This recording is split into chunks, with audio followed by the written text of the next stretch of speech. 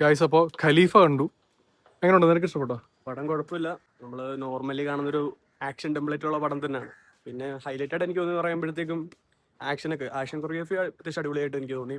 പിന്നെ climax option നമ്മൾ പ്രതീക്ഷിച്ചൊരു സാധനം നമുക്ക് കിട്ടുന്ന വെച്ച് കഴിഞ്ഞാൽ ആസ് എ ഫാൻ ബോയ് അതെ, ഞാൻ സാറ്റിസ്ഫൈഡ് ആണ്.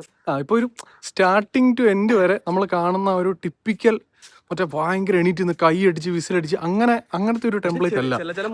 അങ്ങനത്തെ മോമെന്റ്സ് ഉണ്ട്, കമ്പാരിറ്റീവ്ലി അങ്ങനത്തെ മോമെന്റ്സ് കുറവാണെന്നേ ഉള്ളൂ.